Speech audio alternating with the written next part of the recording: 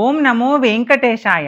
తిరుమల శ్రీవారి బ్రహ్మోత్సవాలలో 6వ రోజు స్వామివారు ఒక్కడే హనుమంతుని వాహనంగా చేసుకొని ఊరేగుతూ త్రేతాయుగం నాటి శ్రీరాముడిని నేనే అని పలుకుతున్నట్లు వెంకటాద్రి రాముడిగా భక్తులకు దర్శనమిస్తాడు. కృతీతు నారసింహో భూత్ త్రేతాయాం రఘునందనః ద్వాపరే వాసుదేవచ్చ కలో వెంకటనాయకః.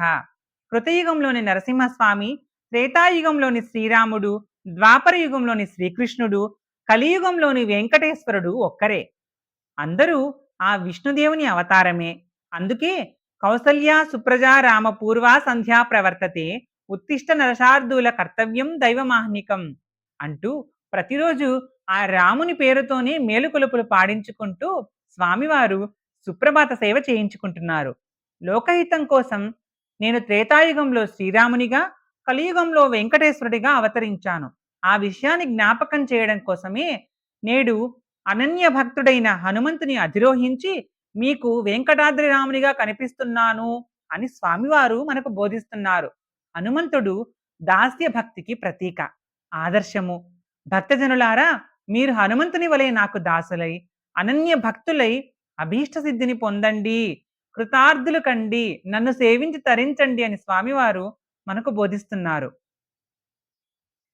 రామరావణ యుద్ధంలో రావణుడు రథంపై నుండి యుద్ధం చేయుచుండగా శ్రీరాముడు హనుమంతుని భుజాన్నెక్కి రావణునితో యుద్ధం చేశాడట. హనుమంతుడు భగవంతుని కంటే భక్తుడే బలవంతుడని నిరూపించాడు. భగవంతుని కంటే భగవన్నామమే శరణ్యమని దృఢపరిచాడు.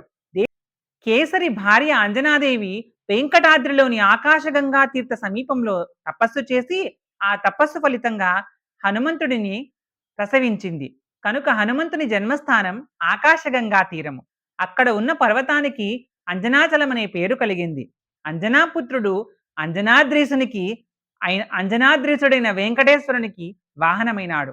తాళ్లపాక అన్నమాచార్యుల వారు హనుమంతుని వైభవాన్ని ఇలా కీర్తించాడు. ఇతడే యతడు గాలో లేలిక బంటును నైరి మితిలేని రాఘవుడు మేటి హనుమంతుడు జలధి బంధించి దాటి చలపట్టి రాఘవుడు అలరి ఊరకే దాటే హనుమంతుడు అలుకతో రావణుని ఎదటనచెనతడు తలచి మైరావణుని దండించనితడు. శ్రీ వైష్ణవ సంప్రదాయంలో గరుడుని పెరియ తిరువడిగాను, హనుమంతుడిని సిరియ తిరువడిగాను గౌరవిస్తారు. అందుకు కారణం గరుత్మంతుడు అన్ని యుగాలలో సదా విష్ణుదేవుని వాహనము, సేవకుడు. హనుమంతుడు త్రేతాయుగంలో శ్రీరాముడిని సేవించి తరించాడు.